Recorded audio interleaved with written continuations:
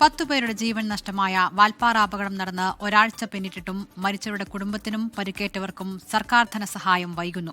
വിഷയത്തിൽ തുടർ നടപടികൾ സ്വീകരിക്കാൻ മഞ്ഞളാംകുഴി MLAയുടെ നേതൃത്വത്തിൽ സർവകക്ഷി യോഗം ചേർന്നു.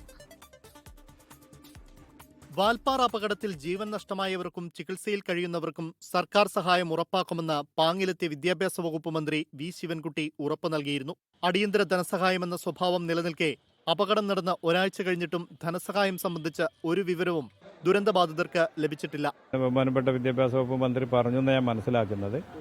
ഇത് നിർബന്ധമായിട്ട് കൊടുക്കണം എന്ന് പറഞ്ഞപ്പോൾ ഇതിപ്പം അന്ന് ഇതിന്റെ കടലാസ് കിട്ടിയില്ല, അല്ലെങ്കിൽ മറ്റേ കാര്യങ്ങളൊക്കെ പറഞ്ഞിട്ട് നീട്ടിവെക്കുക ചെയ്ത് അടുത്തതിൽ തീരുമാനിക്കാമെന്ന് പറഞ്ഞാണ് ഞാൻ മനസ്സിലാക്കുന്നത്.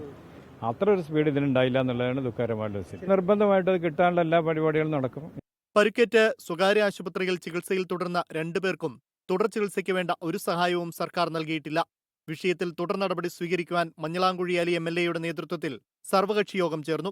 വിദ്യാഭ്യാസ മന്ത്രിയോടുൾപ്പെടെ നേരിട്ട് ആവശ്യപ്പെട്ടിട്ടും ഇതുവരെ അനുകൂല നടപടി ഉണ്ടായിട്ടില്ലെന്നും പരിക്കേറ്റവർക്ക് പണമില്ലാതെ ചികിത്സ മുടങ്ങാതിരിക്കാൻ വേണ്ട നടപടി സ്വീകരിക്കുമെന്നും യോഗം നിലപാടെടുത്തു.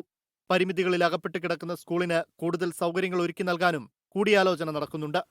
അപ്രതീക്ഷിതമായുണ്ടായ ഒരു അപകടം ഈ വിദ്യാലയത്തിന്റെയും വിദ്യാർത്ഥികളുടെയും ഭാവി കവരാൻ പാടില്ല. സമൂഹത്തിന്റെ ഒറ്റക്കെട്ടായ പിന്തുണ ഇവിടുത്തെ അധ്യാപകർക്കും കുട്ടികൾക്കും ഒപ്പം വേണം.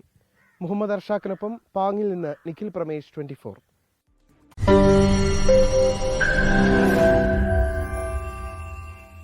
ലോകത്തെവിടെയായാലും ഏത് സമയത്തും 24 വാർത്തകളും ഓഗ്മെന്റഡ് റിയാലിറ്റി പാക്കേജുകളും എക്സ്പ്ലെയിനറുകളും വിശദമായി കാണാൻ ഞങ്ങളുടെ YouTube ചാനൽ നിങ്ങൾക്ക് സബ്സ്ക്രൈബ് ചെയ്യാം.